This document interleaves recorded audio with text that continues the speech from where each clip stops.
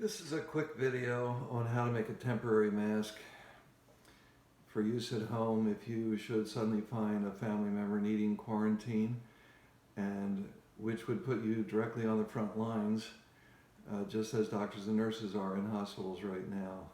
It's something we don't think about, we don't want to have to, but you could be just as much in jeopardy at home if this happens as anywhere. If you don't have protective equipment, consider getting some right now. The CDC suggests using scarves to our doctors and nurses who do not have sufficient equipment. And those scarves have not been tested, I'm sure. What I'm about to show you has not been technically tested, but I am sure that it is just as safe as using a common scarf, and very likely more safe. This is something that uses supplies that are commonly available in the hospital, so I'm hoping that doctors and nurses can avail themselves of this idea in the interim until they are able to obtain more equipment supplies. It's not an N95 by any reason, but it is still just as good as the other types of masks out there. And this involves using a common shoe cover, and many jobbers or service people that come into the home to provide services have shoe covers already. If you know of a friend, neighbor, or relative that does in-home service, they will likely have these in supply, and if you find that you're suddenly needing some protection with a family member testing positive, try to get in touch with them and get a hold of one or more of these, and it may just very possibly save your life.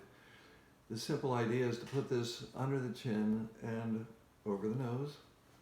It's elasticized, it forms an elastic seal all around above the nose and under the chin. This won't stay on very well, however, just as is, so we need to attach it a bit more. And the way to do this is to pull up one side, tuck it over the glasses, or if you don't have glasses, just obtain a pair of safety glasses. Take a clip like this that's usually in home but available at the office supply stores. Put that down. That'll hold it on tightly. Pull the material underneath the chin so that it is close to the chin and snug. Bring it up the other side. Tuck it in, the glasses again, and take another clip, put it down on the other side, and your mask is complete. This is something that I would suggest that you do if you find, again, that you are caring for a loved one at home, or if you are the one who needs quarantine. More and more, as the hospitals become overcrowded, we're all going to be asked to stay at home as much as possible, and they're only going to accept cases that are truly critical into the hospital.